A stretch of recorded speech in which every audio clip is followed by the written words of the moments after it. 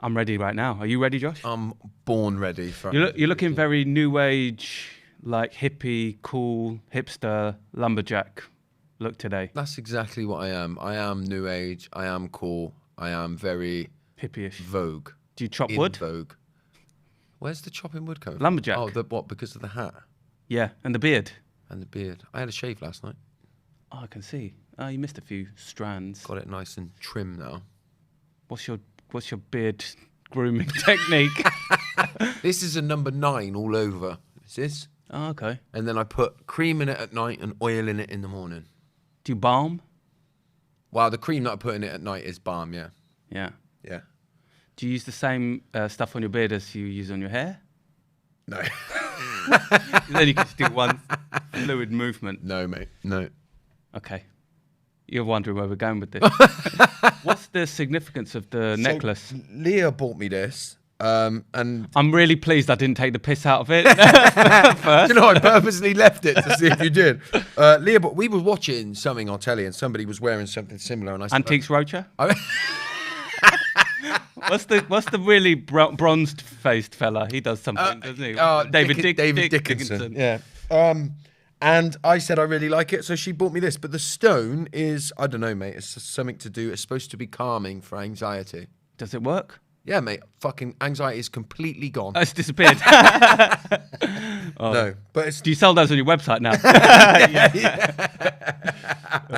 yeah, no affiliation. It was off an Etsy shop, but I actually really like it. Yeah. Yeah, it looks good, man. Looks good. Thanks, mate. I'm a decent looking lad, and I. So what's going on? Like, how's your week started? All right, mate. Yeah. What day is it today? Tuesday. Yeah. We generally are always in here on a Just Tuesday. bought a new office chair, mate. Getting problems Ergonomic? in my tailbone. Yeah. Yeah. Does it make a difference? Well, I ain't come yet. But Yeah. I bought, when we went into lockdown and that, I bought like a gaming chair so that it looked good on content and that. Yeah. But it's just, Bad. oh, it's so bad, mate. Yeah. And it's leather. So in the gets all summer, sweaty, gets does all it? sweaty and that. It's horrible, mate. Yeah. It's I think it's done my back so bad. Yeah. Have you ever thought about getting a standing desk? No. Yeah. I'm gonna. Okay. The end. Move on. Next. I'm getting a standing. What, are desk. you going to get one of those adjustable ones? Yeah. That comes up and down? Yeah. They say that sitting is the new smoking. Really? Yeah. Like Yeah. it's that bad for you, especially what we did through lockdown. You know, and just being at your desk and being at home and sitting and becoming sedentary. Yeah. So actually, just it's really bad for posture. We're all hunched over. So yeah, standing desks are all the rage now. Yeah, I have noticed that how the impact that sitting down a lot has on my back. Yeah. If I have a couple of days at home in the office, Yeah. my back goes really bad. Yeah. Yeah. So I'm getting one of them, but I'm gonna power it up as well. I'm gonna supercharge it. What? How? I'm What? gonna get a desk treadmill as well. Oh underneath. yeah. Honest. Yeah, honest, man. Yeah. Get a grip, mate. We've started off talking about fucking how new age I look, and then we've gone into talking about proper old man. Oh yeah. It's not. It's all new age, mate. It's All new right. age, Okay. Yeah. So I was gonna start with something else. But I'm gonna start with the emotional check-in, and then I'll go on to the other things. So Okay. let's go emotional check-in. How you doing? Do you know what? Right. I sort of consciously knew that I would bring this today. I know I talk about this a lot in emotional check-in, but it's such a big part of my work, social media. Yeah. Yeah. And I fucking had a day of it yesterday. I was getting hammered for a post that I put on. Hammered. Which post was this? Was this the one about reducing the social care costs going down? Not so. No. okay. This was on Instagram. I talked about how toxic parents, right? Emotionally abusive toxic parents, and some of the things that they always say, right? Now, they say them in a certain way, and the things that they say are things that probably all parents at some point have said, yeah? So it triggers a lot of people because... Like what? Like, after everything I've done for you, I raised you, those kind of things, yeah? Which I think, like, in a heated moment, a lot of parents say. Yeah. And so it triggers a lot of people. Yeah. And instead of thinking, why is this triggering me? And noticing our own toxicity that we all have within us. We all have a shadow self, right? Yeah. They sort of attack you. So it sort of did 150-odd thousand views in overnight. So I went to bed, and then when I woke up in the morning, it's just fucking... Now, the problem is that you get like... hundreds and hundreds of comments of people just thanking you. But for some reason, now, most of the time, I can ignore them, right? And you just see the good and you realize. But some days, like yesterday, I just fucking couldn't see any of the good comments. Right. All I could see was the bad ones. Not just the bad ones, even people that were sensibly, and this is where it gets a bit of a problem, because the people that were just sensibly disagreeing with me, I treat them as if they're the same as the people that are saying, you know, some people are calling me, you keep talking about narcissists, you fucking clearly are one, and you're just trying to scam money out of people. You get all of that shit. But then you start commenting in, answering the comments that are just genuine, curious and sort of inquisitive. You answer them in the same way that you do as the that's just called you a narcissist. So let me ask you something, because I think this is a really interesting topic. Because you said yesterday you couldn't see all the good. You were just sort of, it's almost like the Matrix. Only the bad ones were coming out. I was seeing them all. Yeah, no, what I mean, yeah, no, you couldn't register I couldn't register them. Yeah. So what was going on with you yesterday? So I had my community space that we did online, and I talked about it in there. And the kind of conclusion that I come to is that I don't care what anybody says, but people in the line of work that I do, there are still very often times when we're seeking validation from what we post.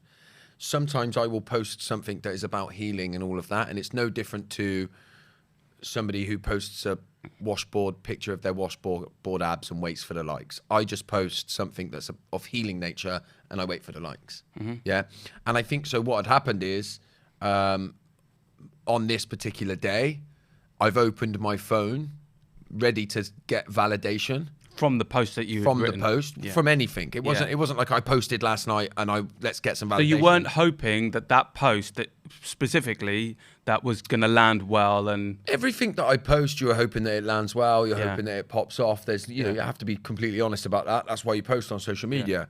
Yeah. But it wasn't that. There was nothing about the post in specific. It was that day I was opening my phone and I was seeking validation, and perhaps the first 3 or 4 comments that I saw were the opposite. And so if you're not seeking validation and you're just going on there and you're like, I'm in my work, this is what I do, then you don't care. You actually find some of them quite funny, yeah? But on a day like yesterday, see, it's all about myself in that moment. I was clearly, what I recognized is I was seeking not just validation, but love and like wanting to be wanted and needed and all of that. They're like my core wounds anyway. Do you know what? You clearly weren't wearing your necklace yesterday when you woke up. Exactly. You would have been totally different. So by the end of the day, I put my necklace on and it was all just gone. Yeah, it just disappeared, like poof, like magic. But just to kind of summarize the point, because there's no point in spending too much time on it, because it just depends what day it is. It does make me realize, before I had a platform and a sort of growing audience, I used to just think, if I heard people, celebrities and that, talking about abuse that they got online, I genuinely used to just think, why don't you just fucking ignore it? Like, just ignore it. Like, you're doing amazing. Why do you care about all the haters? And on a good, balanced day, that is exactly what you think.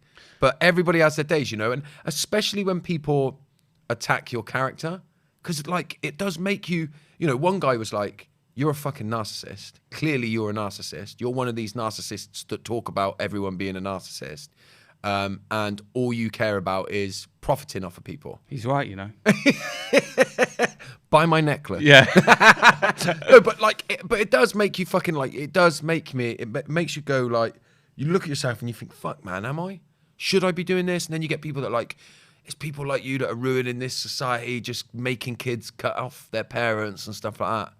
And then you're like, fuck, man. And you know something, like, back for normal people who don't have, hundreds of thousands of followers. Yeah.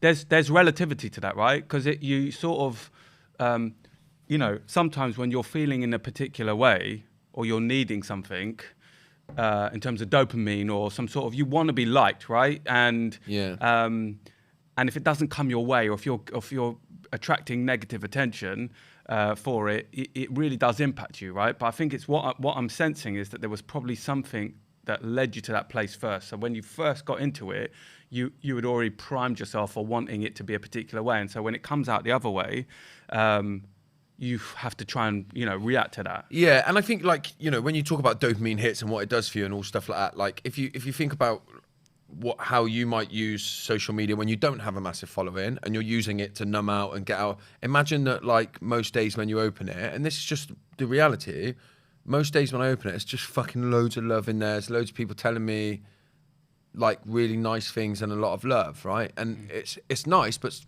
addictive as well. And so it's not easy, man. It's not easy. And then like you do have to check yourself, because if you're not careful, you do start, social media pushes things that are a bit provocative and a bit polarized, all of the things that I don't really like, yeah? But if you're not careful, you do find yourself really just pulling on that. Well, do you remember we talked a bit around the Johan Hari book, Stolen Focus, and he talks about, when, say, two girls are at a party, when one who says, oh, it was a nice party and we had a good time and everything was cool, that no one really is interested in that. Whereas if one of the girls said, oh yeah, I went to this party and there was a major fight and X kind of had a fight with Y, and there was blood and police got called and everything, everyone goes there. That's what they get pulled to. The attention gets pulled to that, which is why the algorithms work that way. Yeah, and it's hard not to get pulled in by the algorithms, right? So you do have to constantly check yourself. Like, there is that side of it, but yeah, man. And then it really drags you in, and you're in this spiral. And then what I find, I'm fucking answering them all. Yeah. I'm like messaging them all back. But there's two things going on for you, I imagine, which is like there's sort of you getting pulled into this conversation, but there's probably somewhere in your orbit going, look, the rest of my audience need me to not, they need me to show up in a particular way now because this is going on. Well, but then you get in this spiral then, because then you start thinking everyone can see that I'm just fucking answering all these people that have like, and then I just look like I can't have anybody have a difference of opinion, which yesterday was fucking true. Yeah. You know what I mean? Yesterday, I couldn't handle anybody having a difference of opinion to me, And then people only see you as you show up in the day. Yeah. Yeah. And so then you're in this, oh my God, everybody now thinks, and then that part of you's going, now everybody sees you for what you truly are. Yeah. You're getting found out now. Yeah. Because you've always got that. So your inner voices are just like going off. Yeah. Like so then you spiral. fireworks. But luckily, and this is why community spaces are so good, I had a morning session with my community, with Breathing Space, shared about it, was witnessed in it, and then you move through it and you come back down to earth and you think, no, people care too much about themselves. But it is mental how many, I was looking at a comment on the way here this morning, and I'm not in that space today, so like I can just find it a bit funny. And there's somebody on there that's commented on it, and they're like, what I hate about this bloke, right? That's what they refer to me, commenting on my stuff. What I hate about this bloke is all he does is just moans about how horrible his parents are. And I'm not talking about my own parents for a start. Every time one of his videos shows up, I'm just disgusted with him, right? And then you like click on her and she's following me. And you think, why are you fucking following me? Do you know, it's just weird, man. It's the weird dopamine hit, isn't it? Yeah. Yeah, well, she's drawn, some part of her's drawn to it. Anyway. That's where I'm at. So where I'm emotionally is yesterday I saw this narcissistic bearded man prick on Instagram. Yeah. Oh mate, it really annoyed me. No, do you know? I think the last time we spoke, I was coming out of a tough week, and I was feeling, pretty. I wouldn't say burnt. It was very early, but I was just feeling the weight of the world, I guess, on my shoulders. And it's all relative. I mean, it was all very manageable, but I was feeling quite heavy. And actually, I think I just, when you are feeling in a particular place and then you get like some green shoots and you get some possibility and you get some momentum. I think I had a bit of that last week. So I would say I'm sort of feeling really in good energy, and I feel really hopeful. Even though it's quite ambiguous, and uncertain, the world that we're sort of heading into this year, I actually feel pretty grounded and really, really cool. And like the analogy I came up with yesterday is even without all the answers, right? If you've got a strong core, then you can do whatever. And actually, it made me think about like when you're doing physical work, like everything kind of stems from a really strong core, doesn't it? Right? Your ability to do push-ups or squats or whatever, it all kind of comes from a strong core and building up that core, and that sort of almost effervesces out to the rest of your body and your mind. And I was thinking, as long as you've got an incredible circle around you, for some people that's just their partner, or it might be their family, it might be their friends, it might be the people they work with. For me, it's my team, certainly in the work context. If you feel like you've got a really strong core, there's a lot of possibility. There's a Yeah. lot of hope. You know, Yeah. there's a lot of people that, you know, you don't have to think, oh, I've got to do this all myself. You've got like other people around you. So that's kind of where I'm at the moment. It's like good, feeling hopeful. Yeah, it's good, man. And what came into my mind, I don't know who I've heard say it before, but like when you go through those tricky times, and when you're building anything, you go through. It's like up and down, isn't it? Right? It's always like that. But I do think that the most fertile ground for people like us is when you've just been through that hardship, because that's when you get them green shoots, and it's those things that like motivate you to go on further. Yeah, Isn't it? definitely. So we're gonna play a little game now. Yeah, mate, I'm happy with this game. You're going to be hosting a dinner party. Who's going first? You are. All right. I want you to go first. I want to hear yours first. No, you're going first. All right. It's my week. Okay. I'm the boss. My rules. So you're hosting a dinner party, Yeah. right? You can have guests that are living or dead. Yeah. Yeah. So you know they don't have to be currently alive. Famous or not famous, like whoever you want in the room with you, right? And so I'd love to know some of the people that you would invite to your dinner party. So you asked me for a theme. Yeah, I'm going to come to the theme, but would you want to just go with the theme? I want to start with the theme. All right, okay, yeah. So I also asked, all right, let's lay out the ground rules. I also said, what might the theme be of your party, and what sort of discussion topics might be, Yeah. and what food is going to be All right. served, yeah? So the party's called What's It All About? Oh, you're giving it a name? Yeah. Okay, I'm going to have to come up with a name. Yeah. What's it all about? Okay. Question mark. Oh, I could. It's a question. I ascertained that was a question. So at the head of the table is obviously one guess. I'll give you one guess. At the head of the table. Leah. No. I haven't invited her. Oh, right, yeah. Yeah, I was just going to say. the other Gabor rules- Mate. Oh, doctor. So Dr. Gabor Mate's at the head of the table. And then this is Is he slightly elevated as well? Yeah. Yeah.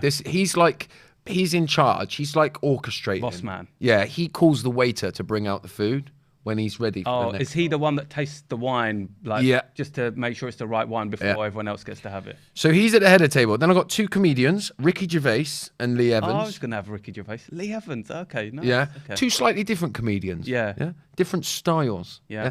And then I've just gone to town on these. Sid Vicious, Oh, yeah, okay. he'd be a good crack. Yeah. Eric Cantona, I was going to put Eric Cantona. Maradona, Okay.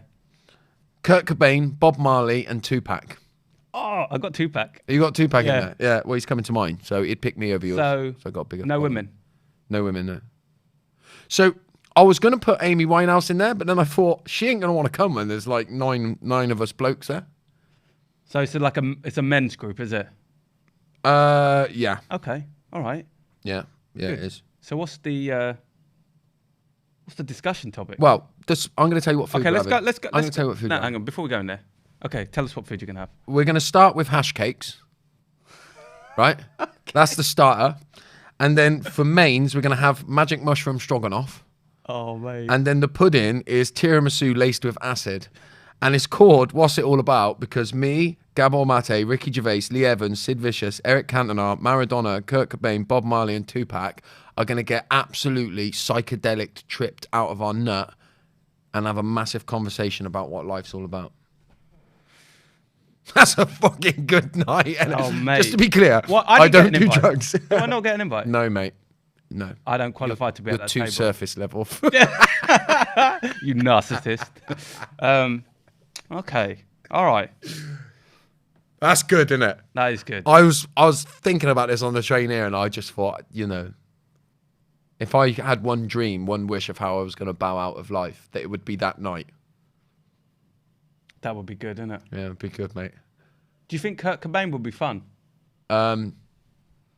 I reckon he probably would. Yeah. Yeah, at this particular party, Yeah. we'd all be fun because we're going to bring our best Because selves. you'd be layering psychedelics. It's not just like you Oh, probably yeah. just eat mushrooms, but to do mushrooms and then Oh, I've done it before, mate. It's a Reading festival. oh, did you? I want to hear about that party. But you didn't eat any I dinner. was walking along the campsite at Reading Festival, and people, Who was headlining? Do you remember? Like, was it? 50 Cent, and everybody threw bottles of wee at him. So he was one of the head. The streets were there. Okay.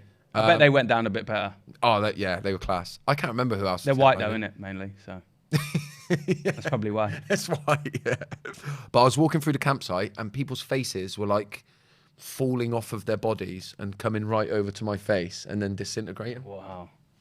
And I was just bowling about on my own. Do you remember Glastonbury when there was all the uproar when Jay-Z headlined it? Like, Yeah, I do, yeah. Festivals used to be like, oh, it should just be It was only... guitar-based music. Yeah, of course, and, like, yeah. And Reading was probably one of the main sort of... Definitely, yeah. indie Yeah. grunge sort of, yeah. Yeah. Did you see Radiohead 97? Is it 97 when they did Reading? I think they did. I'm not that old. Epic. How old were you then? About 6? 9. Yeah. All right, my dinner party. Don't have a name for it. All right. This is your fucking week, and I've done Don't it better. need a than you. name. All right. The best ones don't need a name. Okay. They just are. All right. Yeah. So my guests, Yeah. stop looking, Sorry, mate. are Tupac and Biggie. Oh, both of them. Both. Yeah. I want to find out what really went down. Yeah. Okay. Why were they beefing when they were best friends? Yeah. Do you know why? No, do you? I think Tupac slept with Biggie's wife. Did he? Yeah, apparently he slept with Faith Evans, and there was a rumor, and it just kind of escalated from there. And that's why they ended up... Oh, okay. Never knew that. I don't know that for a fact, but I know gonna that say, was one of the it's mad things. that you know that. Yeah. Is he dead, though, Tupac? Is he? No, they're both alive. They keep getting spotted in, like, remote Yeah. Hawaiian islands. They're going to come back and headline Glastonbury next year. I'll go and throw piss at them. Yeah. Penelope Cruz from around the early 2000s. I don't know who that is. She's an actress, a Spanish Okay. actress. All right. I had a major crush on her in the early 2000s. Oh, okay. Erin knows about this. Okay. Yeah. I'd leave my family. Is she... for her. Do you have that one celebrity that you're allowed to, is it? She's probably her, yeah. Okay. Yeah. She was in a movie called Vanilla Sky with Tom Cruise, and that was Yeah. All right. Still one don't of my know who favourites. she is. Yeah, I know you don't. You don't know. Kevin Hart. Yeah, okay. He just gives me belly laughs, man. Yeah. Kevin Hart's just... He just looks like he's fun. You know, you're really limiting your chances with Penelope Cruz here already. You've got Tupac, Biggie, It's and Kevin Hart there. me, though, isn't it? Do Do you know who's at the head of my She's table? not smooching up with you at this table, She mate. would be. You know, because imagine the kind of person you are to be able to bring this kind of people to your dinner party. Okay, yeah. And do you know who's at the head of my table? Who? Me. Okay. You're a melt. Putting someone else at the head of your own dinner party table. Okay. Do you know who comes next? Who? Liz Truss. Oh, okay. Yeah, just for the roasting. Yeah, after Yeah, yeah. just want to make someone feel really uncomfortable Yeah. at the dinner party Yeah. and excluded. Yeah, just do to her. bully him. Yeah. You're going to bring a And I lady thought, to and I bully thought a him. little late Oh, yeah? entrant, huh? You're going to bring a lady. At least I bring bully some her. women to my party. You milk over. I was going to bring Rishi Sunak just so I could beat him up. Racist. All right, and then I throw a little bit of Trump in just to when the evenings maybe starting to just fade a little bit, just a little bit of energy just to come in. So Trump comes in for the roasting as well. Do you know who else I bring in? Who? Darren Brown. Oh, okay. Yeah, that's little good. bit- I Yeah. brought David Blaine, Darren Brown, David Copperfield, Dynamo, but yeah, Darren Brown. Is Okay, mess I with like the everyone's mind. Darren Brown one. So you would take psychedelics and drugs to mess with your head. I'd just bring Darren Brown in. Yeah, no, it's a good shout. Yeah? It's a good shout, yeah. So you'd have Liz Truss shacked up in the corner with Donald Trump. Yeah. And Penelope Cruz would be shacked up with Tupac, and you'd be like in the background singing, I'd be like, Darren. "This is my party! Dar- Everybody sit back down!" I'll be like, Darren, will you please make Penelope Cruz fall in love with me? Amy Winehouse. Oh, you are bringing her? Oh, she'd just be so much fun. Yeah. And plus, I've got women here, so Yeah, you yeah. know, it's a bit more balanced. you Yeah, know. yeah. Hang on a minute. What? Don't take moral high ground that you've got women at yours. You've brought one of them to bully them and the other one's cop onto her. You fucking bigot. Yeah. Okay. Let's move on. But Amy Winehouse, brilliant. I bring Barack and Michelle Obama. Oh, both of them, yeah. Yeah, both. I think. And if you made me choose between an Obama, I'd probably go for Michelle. Yeah. She seems more interesting. Yeah. He's cool, but she's interesting. She's pulling all the strings as well, like Yeah. as in, Yeah. like she's the real Yeah. powerhouse there. Yeah. Yeah. I agree. How big's your fucking table, mate? Massive. Yeah, all right. Because I'm the King Don. Yeah, all right. Fleetwood Mac from the circa Rumours. Okay, yeah. Just brilliant album. Yeah. Have a little acoustic setup going on. I Get 'em watched a playing. documentary on Fleetwood, man. Yeah, good. Yeah, I'm very just incredible. talking about my dinner party. Sorry, mate. Yeah. Prince. Yeah. Just Prince. Fucking everyone's Yeah. coming in there. You got Yeah. any more? How many I'm more very. we Yeah, got? I got one more. Okay. Serena Williams. Okay. Just you're like why Serena Williams? That's what. Do you know why? Because I feel like everyone needed a bit of inspiration. I think Serena Williams is just inspiring. Yeah. Okay. Yeah. Yeah. But can she let her hair down when she's not on the court? That's what I want to know. Can Yeah. she? Can she? She chill? would at my party because there's so many drugs there. Yeah, but you have a very exclusive, non-inclusive party. So my theme would be 70s funk. Got a bit of Parliament going down, you know, Atomic Dog, George Clinton, that shit going down. And you know what my food would be? Go on. Not drug laced. I'm sort of regretting that now, but I can't go wrong with fried chicken. Just fried chicken. Just for like everyone. Yeah. and accompaniments. And compliments. Just buckets. Fried chicken in buckets. I ain't talking about KFC fried chicken. Oh, okay. Just like good quality fried chicken. Good quality fried chicken. Why are you just repeating everything I say? Yeah, so that's what will go down. But with the sides are important as well. So I think we should definitely ask the listeners to like message us and just let us know whose party they'd rather be at. Yes, do that on Insta, yeah. Yeah, we will. Or why don't we have a mega party and just throw them all together? Yeah. No, I don't want your lot of mine. Oh yeah, sorry, there's women there. Yeah, sorry. Yeah. All right, yeah. We won't be able to put it out on Insta because you've got so many guests. I won't be able to squeeze it into a reel. A really lame problem to have to deal with. We'd probably get like a videographer and do it properly, right? What? The parties? You'd film Yeah. the parties? Yeah. You mean, yeah. Yeah. Yeah. That was fun, wasn't it? It was good, yeah. My party's better. I don't know. Whose party would you rather be at? I think it needs some women there. So. Yeah. Oh, fuck. There you go, mate. Sorry, you lose. No, it was 1-0, mate. Wait till we put it out on Insta. Okay. Yeah, but you got a bigger following, and like you've been talking about it. Well- I hope all the ones that hate you. I'm gonna go and find them. I'm gonna say, you know, this guy that you hate. He's saying he'd have this sort of a party. You hate him, don't you? Come on, come and share some love. Cool. Right. So this next section is called "I Needed to Hear It." You know what this is about? Why don't you enlighten me? Yeah, you do know what it's about. So we on our first podcast Yeah. after the Christmas break. Yeah. We were just warming up as we do, just saying hello to each other. And then I did the oddest thing, didn't I? For a bit of context, we do overly take the piss out of each other when we get to the podcast studio before we start. Yeah. Because we are warming up. Yeah, So I do think that context is important. It is. We do like push our boundaries of taking the piss out of each other on purpose because we're warming up for the podcast. Yeah. yeah, that's true. That's true. I'm giving And you actually, we hadn't seen each other. We were just catching up. It was nice to see each other after the break. But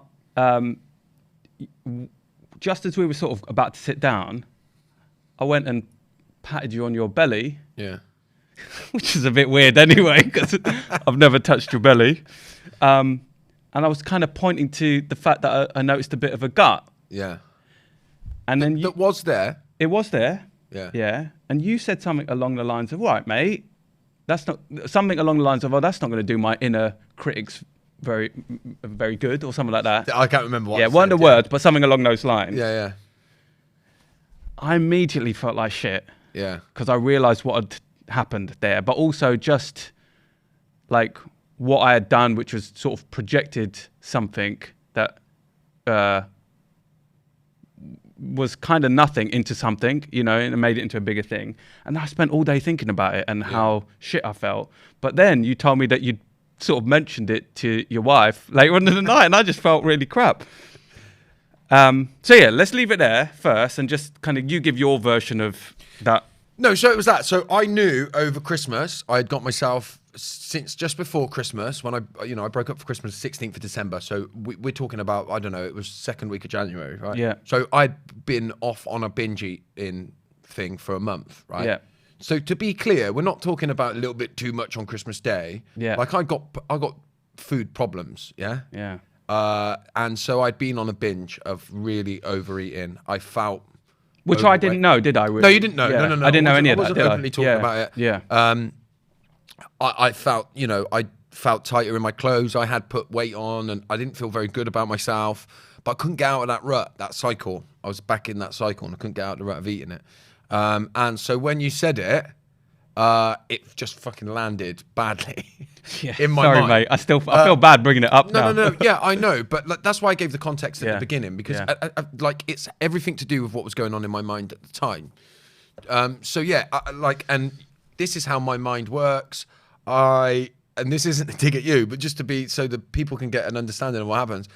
I couldn't wear the t-shirt that I was wearing again for a bit, like because I thought, oh my god, it obviously makes me look fat. I felt I looked really fat. I couldn't look at the content from that day because I thought I looked fat and sweaty. Do you want me to go further with where it led? Not yet. Not yet. But Not yet. So yeah, that's what I experienced from that one comment. Of course, I didn't show any of that to the outside world. I would speak to Leah about it. Yeah, no. And I think the minute you said it was the minute that Instagram thing, the moment, that was the moment he knew he fucked up. Yeah. I felt it. And I realized something though, in that in that moment, I would hate for that to happen to me. Even if it was in joke mode. I was trying to think back as to why did I don't normally do stuff like that. I would never ever do any of that sort of stuff. Even if I noticed if someone's had a go, I wouldn't put on a bit of weight. I wouldn't do that. So I don't know why I did it. And in getting ready for today, I think I wanted to explore something really, which is I had been on, you know this, right? I feel like I've turned a corner on my own health journey. A lot of it is around what we talked about last time, around really understanding childhood and connection with food as a child and how I respond to that as an adult. And I've really started to make a difference around it. So I've been doing intermittent fasting. I've been, like working out, walking 10,000 steps. So, and coming out of Christmas, I was feeling particularly proud that I got straight back on it quite early in January. Yeah. And so subconsciously, I almost feel like I walked in feeling a bit self-confident around it. Mm-mm.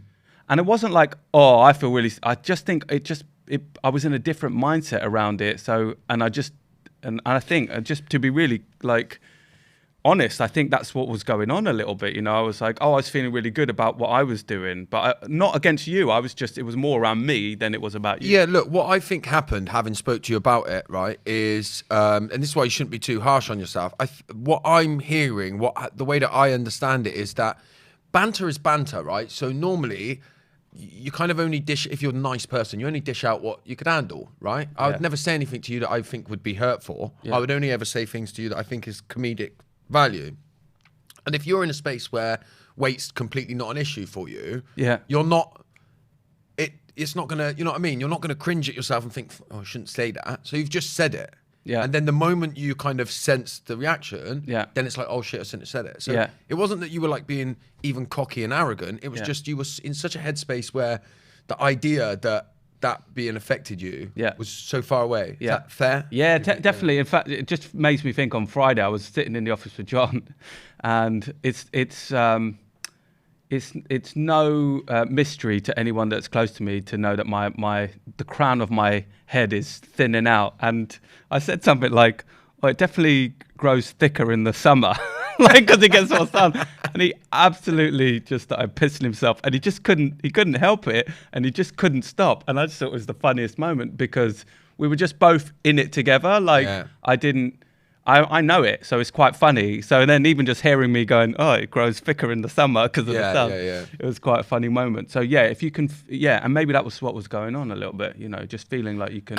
And like I say, we're up in the banter when we're trying to warm up and it's the morning and we're trying to get into the podcast. So, but actually, I'm curious as. I think it's good for the listeners to hear where you went with it. Yeah, well, this is what, like I said to you, I don't think we properly talked about it until I'd gone into the good place. And the reality is that I'd been self-shaming for a month, right? Since I got myself in this cycle, and the self-shaming was just perpetuating the problem. But the moment that you said that, and I realized that you could see it, it was the catalyst for change. And so it's been a month since then, and like all the extra weight that I put on's gone.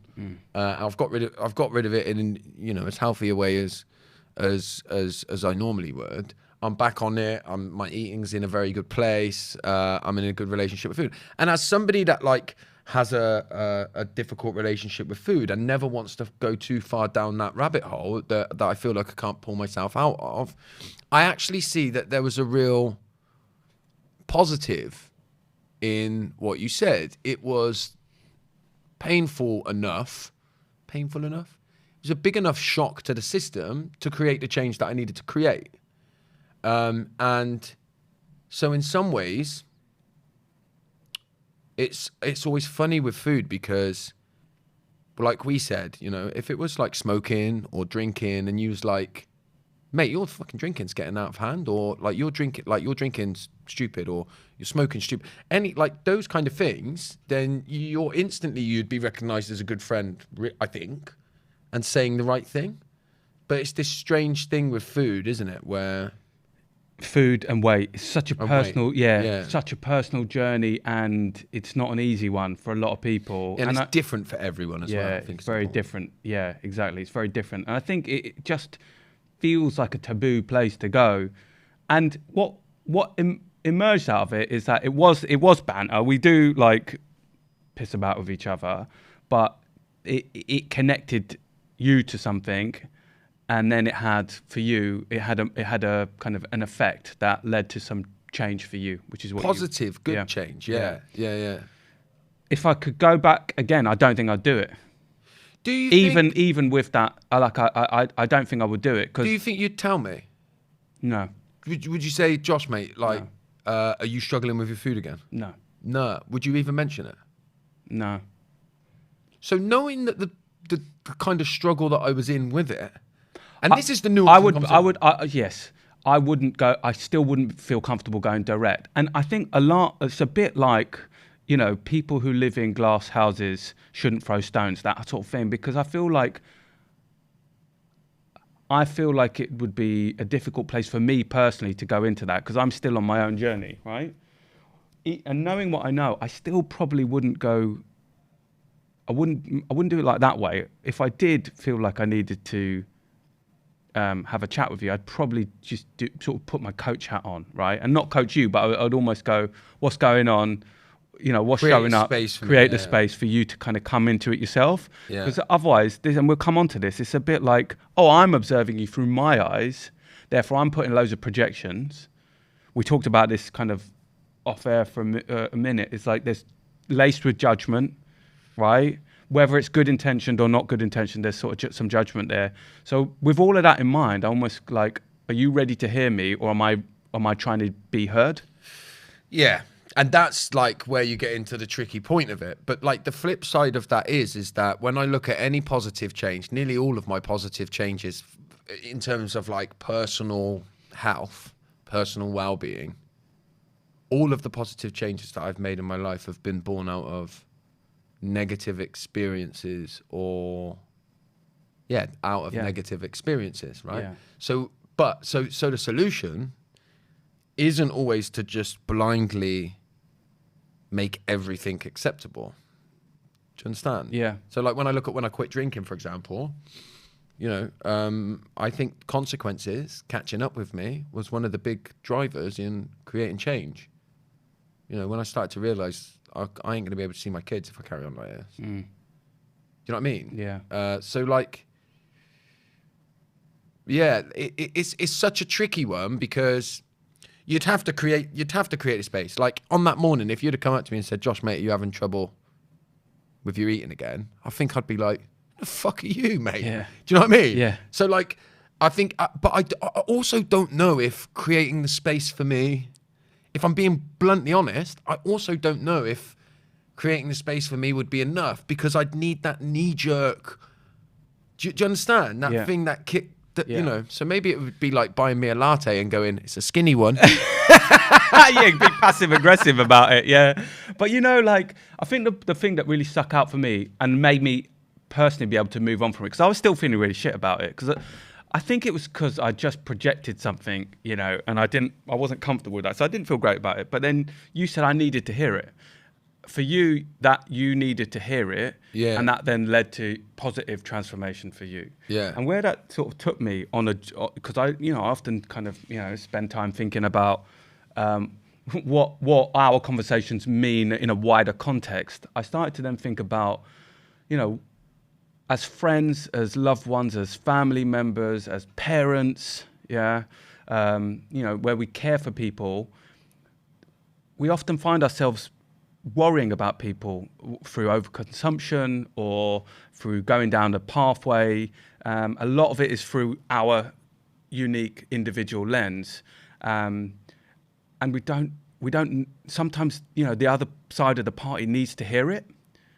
But we stop ourselves because we think, we're British anyway, so it's a bit, for those of our listeners who are British. But it's almost like the norms and not crossing kind of the norms, or not stepping past your comfort zone and into that vulnerable space, being worried about feeling like you're overstepping a mark or grabbing at something that isn't your space. So you retreat and you stay away from it. And it came up for me. I was talking to a friend who's really, really worried about a friend of his who's drinking. Like really thinks that his friend has a problem.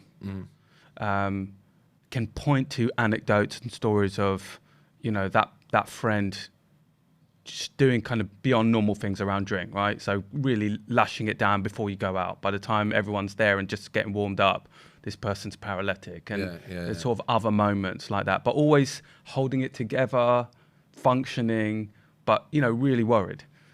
So in a situation like that, and we were talking about, well, like as a friend, what do you do? Do you just like let it be? And I think what we were talking about was just admiring the problem or being complicit in it, in your circle, and almost going, okay, you sort of talk about that person, but not to that person. And I know many of our listeners will have some element of that within their lives. So I wanted to just sort of dig into that a little bit. It's such a, let's first off start by saying that addiction exists because it's so complex, right? And if it wasn't as complex as it is, then it wouldn't be addiction, right? You'd say to somebody, here, look at the output, look at your input of alcohol and look at the problems it's creating, and then everyone would see it clearly and stop. Take the example that you've given of your mate and his friend. If he was to approach your friend and say, come on, mate, I think your drinking's getting a problem, right? I look back to where I was when I was protective over the way that I drank. I'd think, all right, then you're a problem. If you're highlighting and holding up a mirror to how bad my drinking is, you're a problem, and I'm not going to go out with you anymore. Yeah. Okay, so I don't think that's necessarily an option if I'm protecting it. That again, that's slightly different. If you look at the thing that you said with the food, the big difference between that is that I have a level of self-awareness in my life today where I can see the pain, work my way through the pain, and then go, what's my body telling me and where do I go? There's a certain, I'm not actually fully in addiction for the very fact that I can do that. Do you understand? Yeah. So it's different if you've got somebody that's trapped in it. So I think a level of honesty and, I talk a lot about compassion and consequence should coexist and can coexist. Yeah. I think sometimes the best option that you can do is show what healthy boundaries and looking after yourself looks like, right? And two, you do that by showing somebody the consequence. So if you were drinking too much and we were going out regularly and I felt your drinking was getting really bad, rather than going to you, I think your drinking's getting really bad, I might say, Hass, I love you, man, right? And I really, really would miss you if you didn't come out with us as a group. But to be honest, your drinking's at the stage and at the point where it's not fun to be around. And so if you're going to continue to drink in the way that you do, I don't really want to spend the evenings with you because it's just too problematic now. And you see there's a level of compassion in there, and there's me telling you. Now, I don't think you'd go, fucking hell, all right, I need to stop drinking. I think you'd probably, your first reaction would be, how dare he come to me and say that? Break down the psychology of that, because actually what you said earlier is if you go steaming in, Yeah. excuse the pun, Yeah. that person will go, oh, this person, matey boy's a problem. I'm just not going to be around him anymore, right? Yeah, yeah. And what you've done there is almost say the opposite, which is I love you, I love it when you're out with us, but actually the drinking's become a problem and I don't want to be around it. What's the psychology of that? So look, the difference is that going in and saying, Hass, I think you've got a problem with drinking, mate, you need to sort it out. It's all about you, and I'm making a judgment. I'm telling you I know everything. Yeah. The other way is going in and saying, listen, you drink how you want to drink. I'm not here to make a judgment on how you drink. However, It's the impact. the way that I'm experiencing your drinking, Yeah. it's not fun for me, and I don't want to Yeah. be around you when you do it. Yeah. How do you think? I mean, look. Let's just state the fact there is no one size fits all. You can't take this and go, okay, this is going to work for every situation and everyone who is drinking too much, right? But what do we think the impact of a conversation like that might be on somebody who is drinking excessively to a point of it could be tipping into destruction? Well, the first thing that they're going to think is, who the fuck, how dare you? Because you protect your addiction at all costs. Yeah. Right? And it's not a conscious thought, like, fucking hell, I can't listen to him, he's exposing my drinking, right? You're in denial. And the worst thing about being in denial is you don't know you're in denial, right? How dare he? There's fucking nothing wrong with my drinking. Yeah. Right? But ultimately, I would then step back from you and your drinking, right? And I wouldn't go out with you, right? And I'd love you from afar, and, I might drop you a note and say, mate, I'm here. Like, I haven't got a problem with you, love you, I can be around you. It's just when you're drinking, I can't be around you. Okay. Right. Let me ask you a build on that. What if you're actually fun to be around when you're drinking a lot? So what if you're not fun? What if you're like, good time Eddie? Well, then the conversation is slightly different, and it's, Hass, you're not a massive problem when you drink, but I can't stand around and watch you self-destruct in this way. I know it's all a show. I sense there's something deeper going on, and the way that I'm experiencing it is I can't watch you do this, and I can't be around you when you're drinking in that way. Yeah. Now, if that's me, I'm happy for that to be me, right? If that's my shit, that's my shit. But this is what I'm experiencing, and so this is what I'm telling you. So it's all about my experience, right? I'm not kind of judging you, but I'm being honest. Yeah.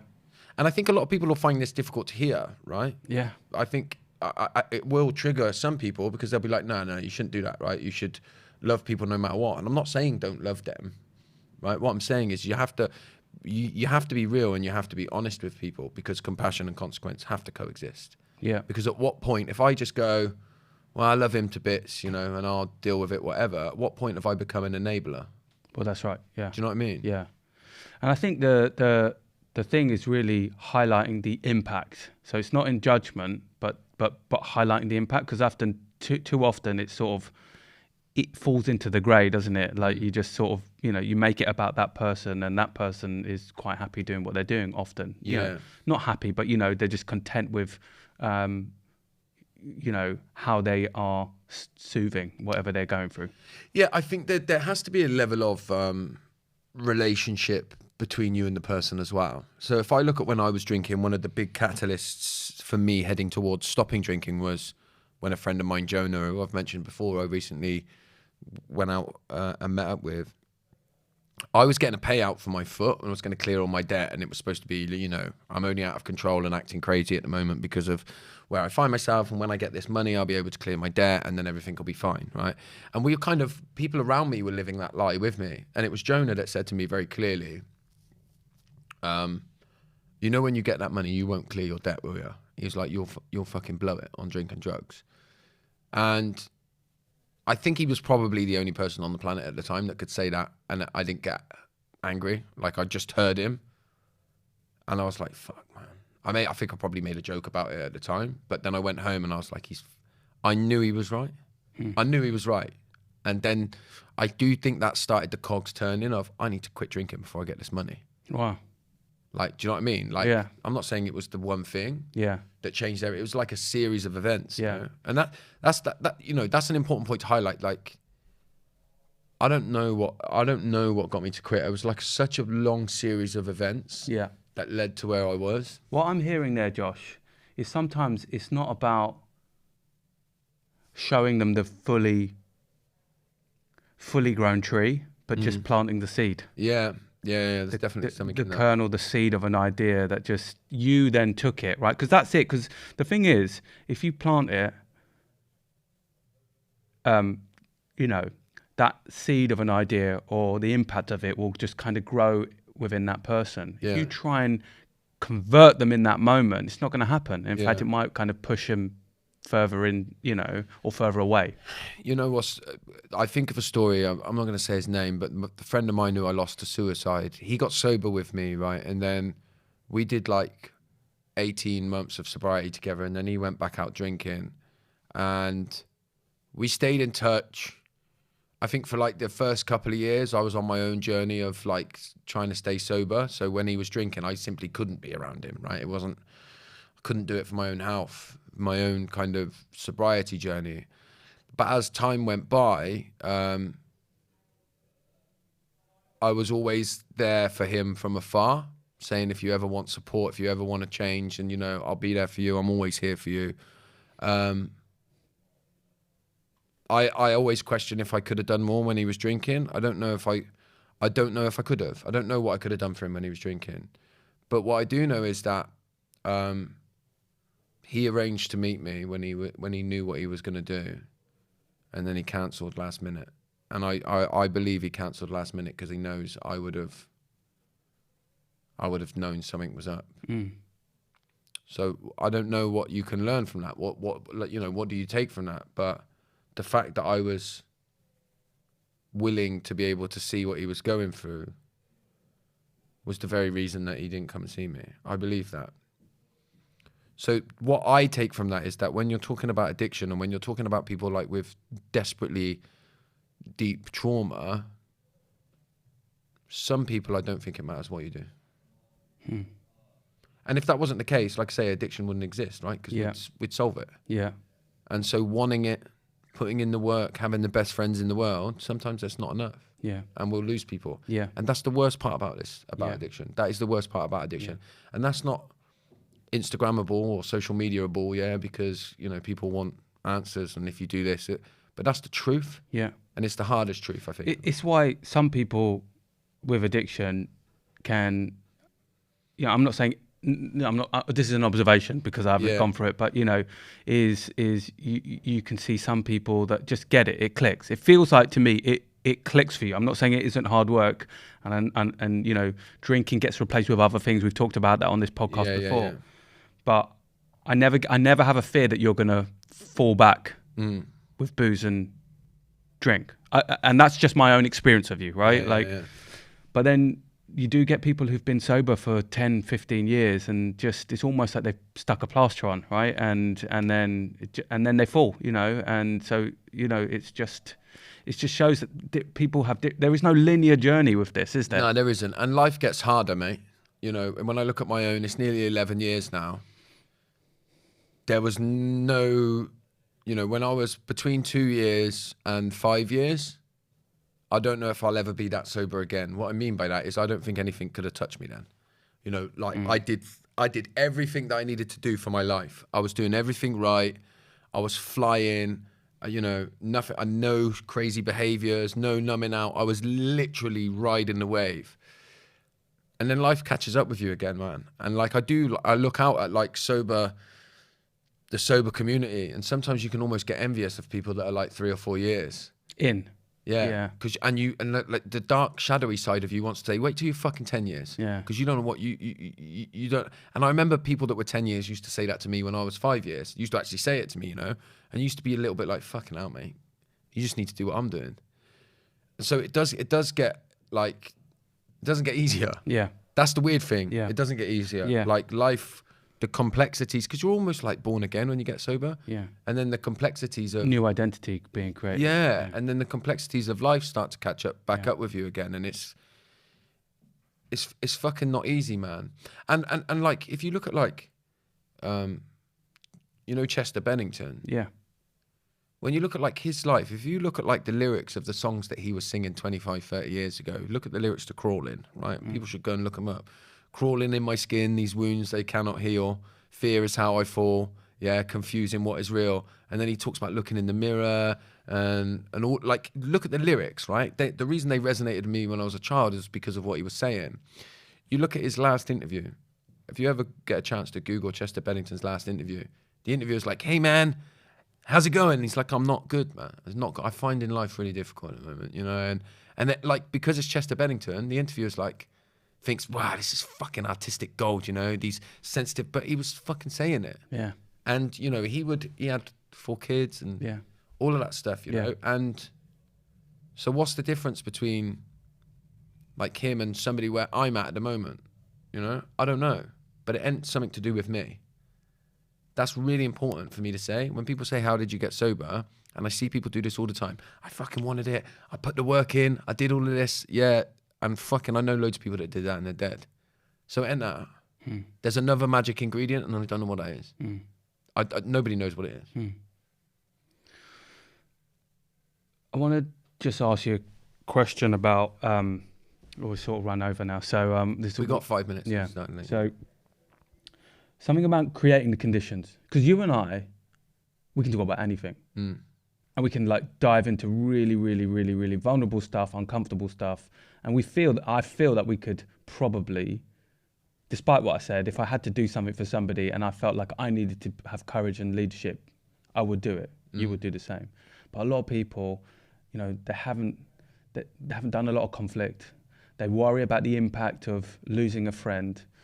What's the best ways to create some conditions around it? Look, I think it's about them regularly creating them, not waiting until you think your friend's fucked to start creating the space, because they're in the darkness, man, and then you got to try and find a way in there, because they've built up the walls. Yeah. You know what I mean? So you need to create them spaces regularly, like we do. You know, we jump on Zoom and fucking download, and we check in with each other regularly. These things, yeah, they're simple things, but they fucking really, really matter. And also, I will say, like what you just pointed out, you don't have to almost go, "Oh, I'm going to go a big, deep, you know, session now." What happened was we were just catching up real quickly on a Friday. I just felt really safe, and I just sort of unfurled it all, didn't I? And it just all came out, and I just needed to get it out. And you just were like, I don't even think we didn't intend to kind of have a conversation like that, but it's just what I needed. And I think we both took a lot away from that. And that's because there's no fixing. Exactly. Honestly, the most important, do you know the thing that I think keeps me and most people quiet is they fucking don't want to hear your fucking solutions. Not when it's emotional stuff. Do you know, I know what I need to do, you know? My friend who, you know, he knew what worked. Like, people know that. They don't need that. Not in that moment. People need you to just fucking listen. And one of the things I do in that, like, the community space that I've got, and everybody talks about, is it's just so nice to come in here and offload and not be given advice or a solution, or why don't you try this? Just, like, offload and, like, yeah, get it. How you feel makes sense. You know, and I think if you do that regularly, then you make people feel seen and witnessed. And I think that's important. But it's fucking too late when they're in the darkness. Yeah. It's too late when they're down that rabbit hole. Yeah. To then go, all right, let's fucking start trying to create a space. Well, I hope it's never too late for anyone. There's always hope, yeah. But you should be doing it all the time. But what you're making a point, which is don't wait. Yeah. Get in. Start creating them spaces now. Yeah. Yeah. Don't have regrets. Yeah. Yeah. 100%, man. Wow. What a conversation. Mate, it was a good one. A very good one. I haven't got any reasons to be cheerful. We don't need it. We don't after that. Honestly, that was a good conversation, man. Yeah.